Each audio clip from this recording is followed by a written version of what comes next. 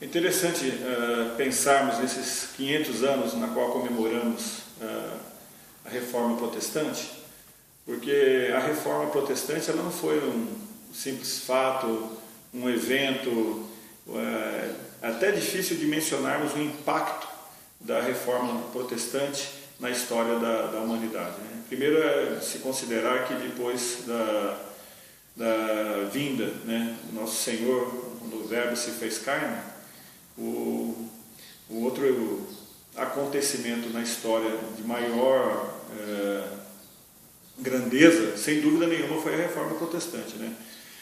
O impacto da Reforma Protestante ela não é visto apenas nas igrejas evangélicas, nesse legado da qual nós fazemos parte, mas é visto em toda a sociedade, no mundo moderno, em tudo, né? Muitos benefícios e conquistas que foram nos agraciados pela Reforma Protestante, do qual nós não temos a consciência, né? E você me pergunta então a respeito da igreja na atualidade, sobre os caminhos que ela tem trilhado e se há necessidade de uma reforma, uma nova reforma. Na verdade, os valores e os princípios estabelecidos pela Reforma Protestante, né, que são de conhecimento, né, sola Escritura, solus Christus, sola gratia, sola fide e sola Deo gloria, esses princípios para os reformadores, tanto da primeira, segunda, terceira geração, depois revistos pelo movimento pietista, né, esses valores, eles foram entendidos por essas gerações lá atrás, não simplesmente como um evento único, mas a proposta da reforma de fato é a igreja reformada sempre se reformando, né? E de alguma forma nós vemos que é necessário trazer à tona de novo essa mentalidade, o abraçar desses princípios pela igreja evangélica no mundo de hoje, né? De fato, a igreja tem tomado caminhos. Quando nós falamos a igreja, nós estamos dizendo de uma forma geral, as diferentes denominações têm abraçado caminhos que muitas vezes vão para o liberalismo, para o secularismo, né? Onde valores que são antagônicos à fé cristã, valores como pragmatismo, né? Como o hedonismo, que são totalmente antagônicos à fé cristã, eles precisam ser deixados de lado. Eles só podem ser deixados de lado na medida que nós voltarmos para os rudimentos da fé cristã e pelos princípios que os reformadores lutaram, né? Se nós lembrarmos a história, nós vamos ver que o momento que os reformadores viveram, eles foram lá atrás, de 500 anos, né, o que precedeu a Reforma Protestante e o momento que eles viveram, foi um momento de profundo obscurantismo, onde não existia, a Escritura ela não estava disponível para o povo, né? A fé era vendida.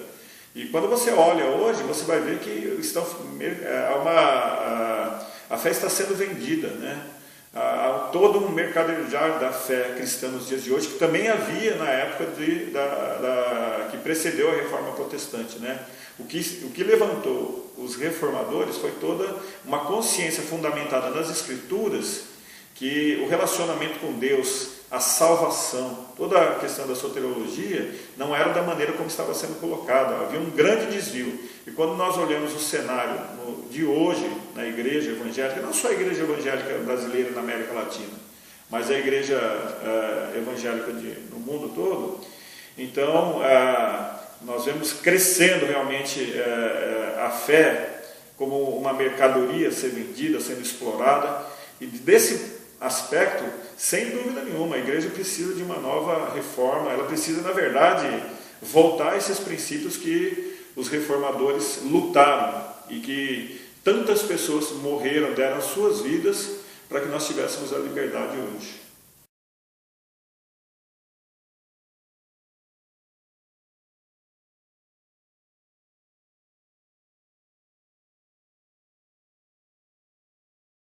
Quando nós pensamos a respeito das Escrituras, é interessante você ver que com o aumento da fé evangélica no Brasil, você olha nos últimos 20, 30 anos, o parque gráfico evangélico, ele explodiu. A quantidade de livros evangélicos que são impressos a cada ano, que são publicados, É uma quantidade enorme, mesmo diante da crise econômica que nós que enfrentamos atualmente, você ainda vê que há uma explosão no parque gráfico evangélico, né, no número de obras que são publicadas. Agora, o que nós precisamos de fato não é apenas ter uma grande quantidade de obras publicadas, porque não quer dizer que o número de obras publicadas tenha a devida quantidade, a qualidade que é o importante, né?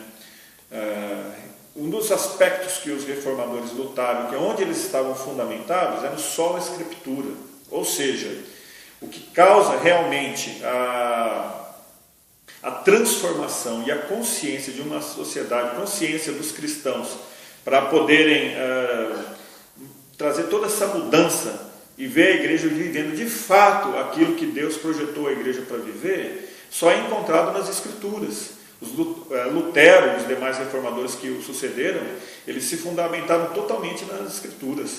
Lutero foi conhecido como grande tradutor, né?